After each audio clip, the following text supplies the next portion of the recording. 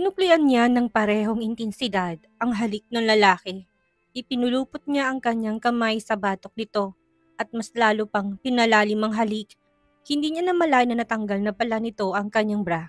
Kaya't ang natitirang saplot na lamang sa kanya ay ang kanyang panty na ngayon ay basa na.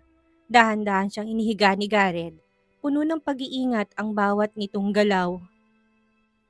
Binuksan niya ang mga mata at nakitang inalis nito ang suot na t-shirt at binabaklas na ngayon ang belt. Nang maibaba nito ang shorts ay nakita niya kaagad ang umbok sa boxer nito. Napalunok siya. "Well, take this slow, Alexandra." Tila nangangako nitong bulong. Tumango siya.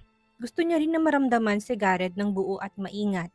Ayaw niyang madaliin ang lahat lalo pat matagal silang hindi nagkasama. Kumubabaw sa kanya ang lalaki.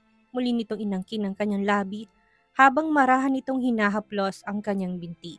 Pataas sa kanyang tiyan at tumigil ang isa nitong kamay sa kanyang dibdib. Nang pisilin yon ni Gareth, agad siyang napahalinghing. "Gareth!" Bumaba ang halik nito sa kanyang leeg, nagiiwan ng marka na tila pinapaalala na pagmamay-ari siya nito. Kinagat niya ang ibabang labi nang mas lalo pang bumaba ang halik nito. Natagpuan ni Gareth ang isang umbok sa kanyang dibdib. Marahan itong sinipsip ang kanyang dibdib.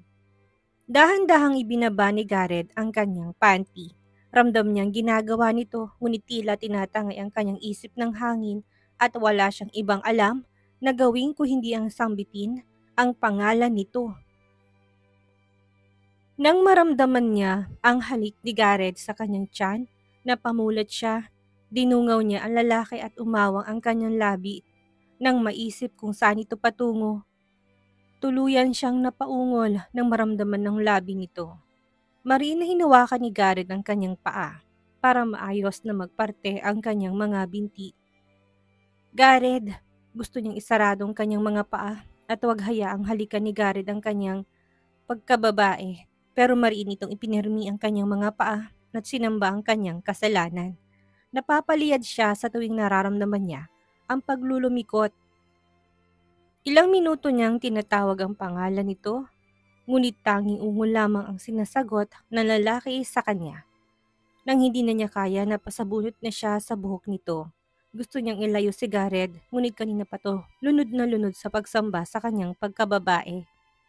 Nang wala na siyang lakas dahil sa pagsabog ng kanyang katas, tumayo si Gareth, nakangiti ng may pagmamayabang. Muling kumubabaw sa kanya ang lalaki. Hinahalikan nito ang kanyang balikat. "You're so mean," tumawang lalaki. Napuno ng marahan at mapang-akit nitong tawa ang bawat sulok ng silid. "You taste the same, Alexandra," nangaakit nitong bulong. Marahan siyang natawa, nagkatinginan sila. Muli nitong pinupog ng halik ang kanyang pisngi. Ilang saglit pa ay sabay nilang narating ang rurok. Siniil siya ng mariin na halik ni Gareth habang pinupuno nito ang kanyang sinapupunan. Ramdam niyang mainit itong likido na pumuno doon. Tahimik na pinagmamasdan ni Alexandra ang karagatan. Malakas na umiihip ang hangin at isinasayaw nito ang kanyang buhok. Tumigil ang yate, hindi kalayuan sa daungan. Mula sa kanilang pwesto ay nakikita niya ang malaking bahay nila Gareth na siyang nagiging atraksyon sa mga dumadaan na bangka at sasakyang pandagat. "I like this place," naisatinig niya sa wakas. Pinoong maputing buhangin, malinaw at malinis ang tubig dagat at payapa ang buong isla. Maganda ang sikat ng araw at malamyos ang haplos ng hangin sa kanyang balat. "Let's go to the stern, Alexandra. I want to swim." Marahan itong saad. Hinila siya ng lalaki hanggang sa marating nila ang likod ng yate. Nakita niyang maliit na hagdan sa likod na siyang gagamitin para makalusong pababa sa tubig dagat. "Sige na, titingnan na lang kita. Ayaw ko pang maligo," aniya. Gumiti ang lalaki saka nag-alis ng damit pang itaas. Tumambad sa kanyang paningin ang hubad nitong katawan. Bakat na bakat ang abs nito at ang matigas na dibdib. Matipuno ang katawan ngunit hindi masyadong maskulado. Sapat lamang para purihin niya ng lihim ang maganda nitong katawan. "I just take a dive, Alexandra." Hinila siya nito para halikan. Saglit lamang yun pero napangiti siya kaagad. Saka naglakad ang lalaki sa dulo ng yate at nag-dive. Sinundan niya ng tingin si Gareth, ni walang tunog ang pag-dive nito. Tila bihasa sa bagay na yon. Nawala sa isang kisap mata ang lalaki. Nang makalakad siya palapit sa may swimming ladder, natanaw niyang sumisid na ito ng tuluyan. Nilibot niya ang tingin, napansin niya masyadong tahimik ang lugar kung hindi niya kasama si Gareth. Muli niya ibinalik ang tingin kung saan nag-dive. Si Gareth, hindi pa ito umaahon, kumunot ang kanyang noo. Ilang minuto na ba simula nang tumalon ito? Bakit ang bilis na mawala ni Gareth? Gareth! Tawag niya. Malinaw naman ang tubig. Nakikita niyang malalim yon pero wala na sa kanyang paningin ng lalaki. Gareth! Mas malakas ng tawag. Ilang minuto pang lumipas at hindi pa rin to umaahon. Hindi niya rin makita kung saan ito nagpunta. Bumilis ang tibok ng kanyang puso at tuluyan siyang nataranta. Inalis niya ang suot ng malaking t-shirt. Mabuti at nakasuot na siya ng bikini sa ilalim ng t-shirt kaya hindi na niya kailangan magpalit. Hindi siya nangahas na tumalon. Bagkos ay dahan-dahan siyang bumaba sa swimming ladder. Nang umabot sa kanyang bewang ang tubig, sumisid na siya at binuksan ang kanyang mga mata para hanapin ang lalaki.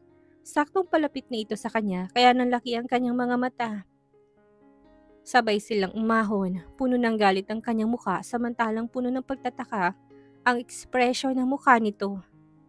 Akala ko, hindi ka palalangoy. Medyo natatawa nitong Saad. Kumapit siya sa hagdan ng yate bago malakas na hinampas ang braso nito. Namumula ang kanyang pisngi dahil sa galit. Baliw ka ba? Bakit ang tagal mong umahon? Kanina pa kita tinatawag. Akala ko kung napano ka na. Nanginginig ang kanyang tinig sa huling sinabi. Iba't ibang senaryo na ang pumasok sa kanyang isip dahil sa pag-aalala. Marahan naman na tumawa si Gareth. Pinulupot nito ang kamay sa kanyang bewang at niyakap siya nito. Oh, my wife's been concerned, pangasar ni Gareth. Dahil sa sinabi nito mas lalo lamang nasumikdo ang kanyang damdamin. Siya na nga itong nag-aalala para sa kaligtasan nito. Sinubukan niyang kumuwala, ngunit naikulong na siya nito. Humalakhak si Gareth nang matantong napipikon siya sa pangasar nito. Where are you going, wife? Let me go, Gareth. Nilalamig ako. Pagsisinungaling niya, hinawakan ni Gareth ng stainless na hagdan at kinulong siya ng lalaki. Gumiti ng may pangasar si Gareth habang hinuhuli ang tingin ni Alexandra. I'm fine, Alexandra. Masuyo niyang Saad. I've been a swimmer since my whole life. You don't have to worry about me. I can even hold my breath for half an hour. Pagyayabang nito, pinaikot ni Alexandra ang kanyang mga mata. Malay niya ba? Hindi niya alam ang bagay na yon. Gumiti si Gareth. Hinaplos nito ang kanyang bewang at muling natawa. Stop! Pinagilan niya ang kamay nito nang muli na naman yung humaplos. Why? Itinulak niya ang dibdib ng lalaki at kagad na tumalikod. Sa simple nitong mga haplos ay nauuwi lagi sila sa mainit na pagtatalik. Hindi niya gustong madarang na naman siya at dito siya ang kinin ng lalaki. Babalik na ako sa itaas. Paalam niya. Tumawa lang ang lalaki. Pinakawalan na siya sa wakas. Akala niya'y mananatili nito doon ngunit sumunod din kaagad si Gareth. Gutom ka na ba, Alexandra? Sumunod ito nang pumasok siya sa yate para kunin ng tuwalya. Marahan siyang umiling. Busog pa naman siya at hindi pa nakakaramdam ng gutom. How about fruits? Gusto mo ba ng ubas? Mansanas, durian o kaya abukado? Gareth, putol niya sa lalaki. Busog pa ako. Ang kulit mo naman. Sumimangot siya. Dahan-dahan siyang naglakad palapit sa lalaki at tinulungan tong magpunas. Natigilan si Gareth sa kanyang ginawa. Magsasabi ako kung may gusto akong kainin o wala. Aniya, pilit iniiwasan ng mariin na tingin nito. Okay, tila napapaos na sagot ni Gareth. Ngumiti siya pagkaraan. Tapos niyang punasan ng buhok at dibdib ni Gareth kaya tumalikod na siya para kunin ng roba. I want to appreciate the beauty of this place first. Ikaw kasi, ang tagal mong umahon kaya sumunod na ako. Mahina niyang reklamo. Naupo siya sa leather sofa at muling sinuot ang malaking t-shirt na kanina'y suot niya. Sumunod ang lalaki, naupo rin ito sa kanyang tabi at hinalikan ng kanyang balikat. I am at fault. I'm sorry, madali nitong Saad. Nagkatinginan sila. Sana ganito lang kadali ang buhay. Simpleng problema, simpleng pagkakamali, isang hingilan ng paumanhin ay magkakaayos na kagad sila. Sana hindi na maging magulo ang kanilang pagsasama. Pumalibot ang kamay nito sa kanyang bewang. Nahaplos ni Garrett ang kanyang tiyan, kaya napalunok siya. Tinignan niya ng mataman ang gwapong mukha ng lalaki. Ilang araw na sila sa isla, maingat at malambing pa rin ito sa kanya. Ramdam niya ang pagiging porsigido nito na patunayan sa kanyang nararamdaman nito. Ay, panimula niya. I have something to tell you, Garrett. Mataman niyang saad. Kumunot ang noon ng lalaki, sumeryosong kanina'y malamlam na mga mata. But, napalunok siya. I want to tell it to you later. Mas lalong nagsalubong ang kilay ni Garrett. Why not now? Gumiti siya.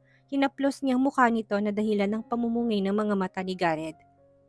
I want it to be special, bulong niya sa kanyang sarili. Hindi niya alam kung anong magiging reaksyon ni Garrett kung malaman nitong buntis siya. Pero naniniwala siya sa kanyang sarili na matatanggap nito ang kanyang dinadala. Ilang beses nang may nangyari sa kanila at sa bawat nilang pagtatalik ay ramdam niyang gusto siya nitong buntisin. Wala silang ginagamit na proteksyon at sa loob ni inilalabas na lalaki ang katas nito. I'd save it for later. Garrett, gumiti siya. Ipagluluto kita ng paborito mong ulam. You promised me a dinner date later in the shore, right? Masuyo niya saad. Mabagal na tumango ang lalaki, naguguluhan sa kanya. Mamaya ko na sasabihin, marahan niyang saad. Hapon na nang bumalik sila sa boardwalk, sinalubong sila ni Mang Carding para ito naman ang magmaniobra. Ang yate nang bumaba sila. Sir, may package po na dumating, galing sa Manila. Rinig niyang balita ni Mang Carding kay Garrett. Package? Nilingon ni Garrett ang lalaki kaya nauna siyang maglakad. Kanino raw galing? Hindi na niya narinig ang sagot ni Mang Carding dahil malayo na siya sa dalawa. Tinulak niya ang mababang gate ng bahay at pumasok sa bakuran. Sa kanya lang nakitang sumunod na pala si Garrett. Why didn't you wait for me? Nagtaas to ng kilay, pinagtaasan niya rin ng kilay ang lalaki. I'm cold, Garrett. Malakas ang ihip ng hangin sa labas, sagot niya. Unti-unting umangat ang sulok ng labi ni Garrett saka ito naglakad palapit sa kanya. Hinawakan itong kanyang kamay at niyakap siya. Yeah, let's go inside. It's quiet cold here. Saad nito at sabay na silang pumasok. May package sa bahay? Oo, galing daw sa Manila. Hindi alam ni Mang Carding kung galing kay Mommy dahil wala raw pangalang nakalagay. Tumango siya. Let's shower together. Tanong nito na makapasok sila sa bahay. Bahagya niyang kinurot ang tagiliran ni Garrett dahil sa alok ng lalaki. Pumalakak naman ito. My God, Garrett, hindi ka kanina nagpapigil sa yate, pati ba naman sa shower? Namulang pisngi ni Alexandra nang maalala kung bakit ngayon lang sila nakabalik. Pumalakak si Garrett, kinabig siya nito at hinalikan ang kanyang pisngi. Go now, Alexandra, susunod na lang ako. Titingnan ko na muna kung nasan ang package na dumating. Ngumiti siya sa lalaki at tumingkayad para mahalikan ang labi nito. Mas lalo lamang na lumapad ang pagkakangiti nito. What are you doing? I thought. Shut up, Virado. Pigil niya sa lalaki ng mga sarna naman to. Mabilis siyang lumakad patungo sa hagdan at iniwan na ito. Tumawa na lamang si Garrett nang makita ang kanyang pagmamadali. Pumasok siya sa kwarto, ngunit hindi pa rin nabubura ang ngiti sa kanyang labi. Alam niyang mas maayos na ngayon silang dalawa. Kahit paano nakukuha na ni Garrett ang kanyang tiwala at paunti-unti na niyang binubuksan ang sarili para sa lalaki. Pumasok siya sa banyo at inalis ang kanyang saplot. Naaamoy niya pa rin ng tubig dagat sa kanyang katawan at namumulang kanyang balat dahil sa pagkabilad sa araw. Ilang oras din silang nasa laot. Binuksan niya ang shower at nagsimula ng linisin ang katawan. Ayaw niya magpang-abot sila ni Garrett sa shower dahil sigurado siyang mauuwi na naman ang lahat sa mainit na pagtatalik. Namumula ang kanyang pisngi sa tuwing naiisip ang bawat mainit na tagpo. Ngunit nangingiti na rin, gusto niyang matawa sa sarili. Parang walang kapaguran si Garrett sa bagay na yon. Kahit saan, pribado man o pampublikong lugar ay inaangkin siya nito. Nang matapos siya'y kinuha niya ang blower, pinatuyo niya ang buhok. Medyo pagod siya sa pamamasyal nila ni Garrett ngayong araw. Pero nangako siyang ipagluluto ito ng paboritong ulam kaya kailangan niyang bumaba at maghanda. Mamayang gabi niya sasabihin kay Garrett ang tungkol sa kanyang pagbubuntis. Gusto niyang maging special ang gabing ito. Garrett, Tawag niya na makababa, nilibot niya ang tingin sa may sala. Wala ang lalaki. Kumunot ang kanyang noo tumuli sa kusina dahil baka naroon ito. Aling Ponya, tawag niya sa babae na makita ito. Nakita niyo po ba si Gareth? Hindi Ma'am Alexandra, sagot nito at umiling. Kanina'y parang nasa sala si Sir. Wala eh. Tumalikod siya tumungo sa may gate para tingnan kung lumabas ito. Pero hindi na niya makita. Muli siyang bumalik sa taas para tingnan kung nasa shower room. Naligo si Gareth pero hindi niya nahanap ang lalaki. That's weird. Where did he go? Pinatatag niya ang kanyang loob. Baka may pinuntahan lang sa labas si Gareth. Bumalik siya sa kusina at sinabi kay Aling Ponyang na siya nang magluluto para sa kanilang hapunan. Paborito ni Gareth ang kare-kare at rellenong bangus kaya yun ang lulutuin ko sana, Aling Ponyang. Tama lang yan, Ma'am Alexandra. Bago pa lang in-order kong bangus. May karne pa dyan sa fridge. Saad nito. Tahimik siyang nagsimula sa pagluluto. It's already 4 in the afternoon. Sana'y makaabot pa ako.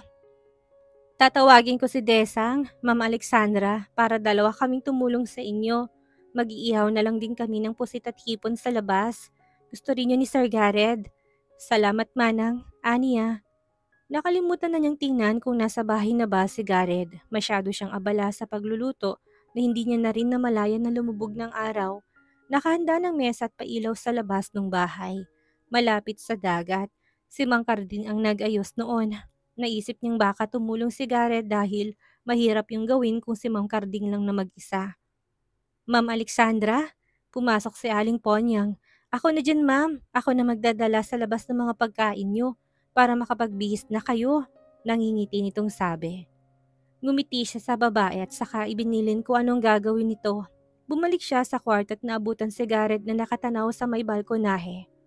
Hey! Marahan siyang naglakad palapit sa lalaki. Lumingon ito sa kanya.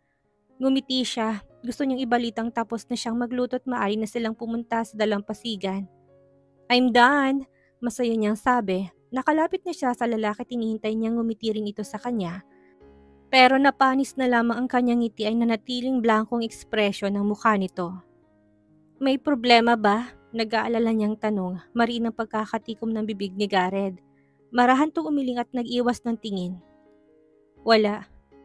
Hihintay na lang kita sa dalampasigan. Naglakad ito paalis. Naiwan siyang naguguluhan sa naging kilos ni Gareth. May nangyari ba? Bakit parang hindi maganda ang mood nito?